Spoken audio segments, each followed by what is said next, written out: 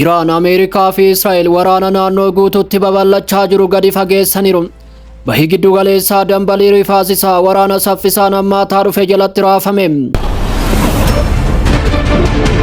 Humni waraanaa Iraan biyyoota Musliimaaf akeekkachiisaa abiddaa kenneen humna Ameerikaa fakkeessaa ta'e akka namanne dhaameera. Ameerikaanonni waraana ofiillee ittisuu hin dandeenye akkamitti nageenya saboota Musliimaa ittisuu danda'u jechuunis gaafii kaasaniiru. Sochiin Huutii Yaman waraana seenuuf murteessuu beeksise. Harki keenya haaduu irra jira jechuun humnoonni Huutii Yaman yeroo dhiyootti waraana kana seenuu akka danda'an beeksisaniiru. Israa'el waraanni Iraan waliin jiru marsaa murteessaa seenuu labsuun waraanichi yeroo dheeraaf itti fufuu akka danda'us beeksiste. Iraan bu'uuraaleen anniisaa ishee yoo haleelaman dhaabbileen boba'aa fi dhaabbileen Ameerikaa waliin hidhata qabaniin guutuu naannichaa keessa jiran gara tuulaa daaratti gadi bu'uu akka danda'an akeekkachiiste.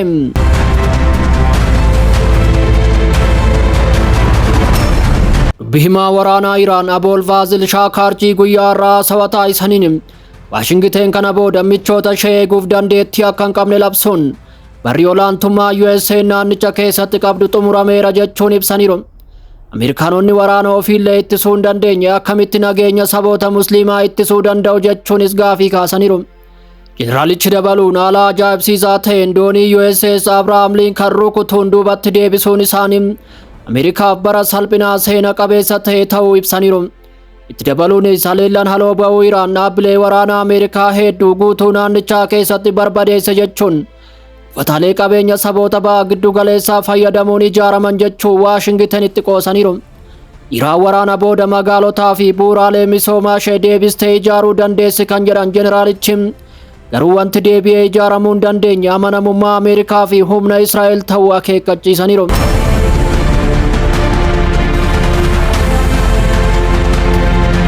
Sochiin Huutii Yaman waraanatti seenuu murteessuu beeksise. Gidduu kana carraa waraana naannoo bal'achaa dhufeera. Qondaala olaanaan Huutii Yaman Muhammad Al-Buukaatii Iraan cinaa dhaabbachuuf murteen kana dura murtaa'uu beeksisaniiru. Harki keenya haaduu irra jira jechuun humnoonni Huutii Yaman yeroo dhiyootti wallabdee kana seenuu akka danda'an akeekkachiisaniiru. Yoo akkas ta'e waraanni kun daandii doonii galaana diimaa fi galoo galaanaa irratti haala ajaa'ibaatiin babal'achuun goroorroo addunyaa cufuu akka danda'us akeekkachiisaniiru. Gama biraatiin Israa'el waraanni Iraan waliin jiru marsaa murteessaa seenuu labsite. Ministeerri ittisaa Israa'el Kaatis lolli Iraan irratti gaggeeffamaa jiru marsaa murteessaa irra ga'uu labsaniiru. Lola kana yeroo dheeraa itti fufuu akka danda'anis beeksisaniiru. Wallabdeen kun babal'achaa dhufuun biyyoota hedduu keessatti dhoo'insii fi haleellaan misaa'ilaa mudateera. Mooraa imbaasii Ameerikaa Baagdaad jiru keessatti aarri gurraachi ol ka'aa kan ture yoo ta'u, dhaabbileen anniisaa gurguddoon naannoo galoo galaanaa keessa jiranis haleellaa jala galaniiru. Waraanichi daandii anniisaa addunyaa barbaachisoo ta'an balaadhaaf saaxileera. Doonaald Tiraamp UK dabalatee biyyoonni michuu ta'an humna galaanaa bobbaasuun Strait of Hormuz tarsiimoo ta'e akka eegan gaafataniiru. Dhiyeessiin boba'aa addunyaa karaa bishaan dhiphoo kanaa kan darbu yoo ta'u, daandii doonii pilaaneetii kanarraa barbaachisoo ta'an keessaa tokko taasiseera. Hoggansi Iraan haga waraanni kun itti fufee jirutti daandii dhiphoo kana ugguruu akka itti fufus dhaadateera. Yoo xiqqaate dooniiwwan daldalaa ja'a guyyaa lama keessatti haleellaan irra ga'uunis gabaafameera. Gama biraa Waashingiteen buufata waraana Harga Islaand buufata boba'aa Iraan alergiif guddaa ta'e rukutuu beeksiste. Tiraamp haleellaan kun bu'uuraalee waraana Iraan odola kanarra jiran ni haqa jechuun ibseera. Iraan gama isheen haleellaa kana mirkaneessuun dhaabbileen boba'aa ishee akka hin tuqamne himteetti.